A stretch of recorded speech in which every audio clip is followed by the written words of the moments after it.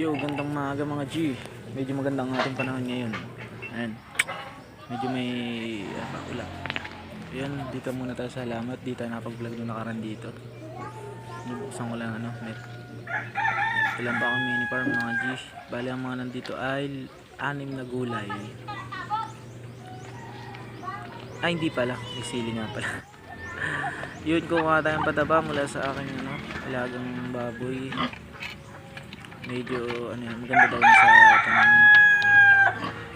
Oka tayo. Medyo tuyo na yun eh. Para pag nabasaan mo, pag umulan mamaya ako. May nauna na akong kinuha dito. May ipot sa kanin ng tayo ng baboy. Maganda daw ito sa sa tanim. Talagang mataba at lalaki. Good quality daw. Kaya iba kinukuha mga dumi ng hayop. Excuse me sa mga nakakain mga G. And bali dry naman po siya, nasa lupa lang talaga. Tinadakot-dakot ko, ito yung nakuha kong yun yung una, yung dry na talaga. Ito medyo dry ng konti.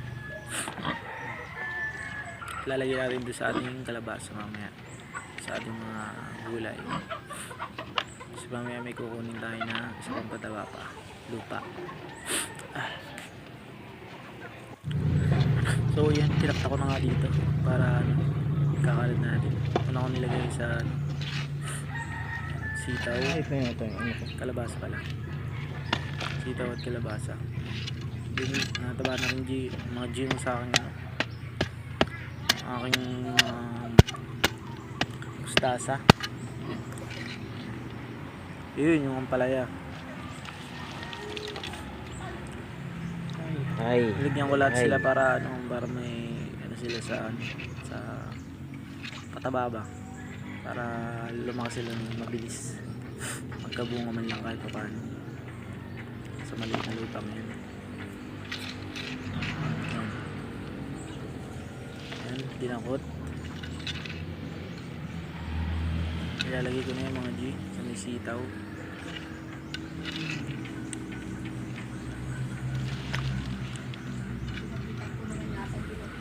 Hirap pag-vlog na sarili. Sakripisyo. Minsan. So ayan, ito yung palibot ang aking munting gulayan. Ito lang yung gulayan ko lang dito sa may gilid.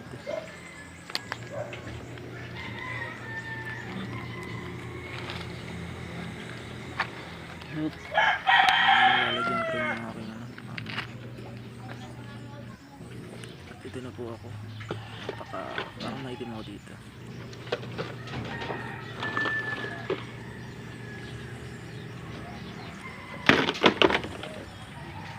Lalagyan ko rin yung kalabasa. Kalabasa mo. Sobrang init mga G. Hindi ako makatagal kanina. Kaya medyo madali ako kanina. Kasi naka-lunch din. Puti tayo. Okay, pag-asa pa.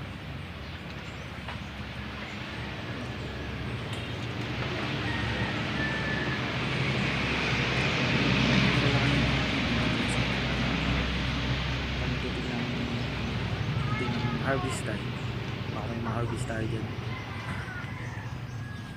Dahil yung kalabasa sa sitaw. Pero pinakamalagi yan, sili. Sili unlimited din. Mahilig ka kami sa sili eh. Kada ulam, sili, tuyo. Sili is life. Mas marami din benefits ng sili, kaya tinanim ko ng tinaniman. Magkalupa lang talaga ako mga G. Siguraduhin ko kaganda ang vlog ko, hindi ganito parang putol-putol, hindi maisip pagkakamera. Alam mo, mapasin tayo ng yung vlog, hindi ko yung YouTube na nag-e-effort tayo kahit pa paano. At ito nga po, taba po ng kalabasa ko. Yan, nagagapang na po yan, mga ilang araw pa siguro. Mga sitaw ko, tataba o. Hindi ko lang ito, lalo yung sili lalaki ng dahon. Ito nga po pala yung okra. Ayan, nilipat ko rin, nilipat ni nanay isang sili. Ayan. bago pala sila nag-discover. Alam. Ayan mga G. Ito nga pala yung aking sa likodan. Ito yung sa likodan ng aking munting taniman. Yung aking mga alaga. Niyog, saging, senyorita. Ito yung katatanim ko kahapon.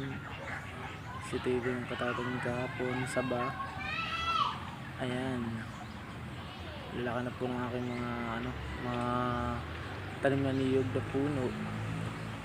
Senyorita. Kadamihan dito mga senyorita mga G. Baka mamaya maglipat ako. Saging ulit. So yun lang mga G. Maraming salamat sa panonood. Thank you. At welcome po.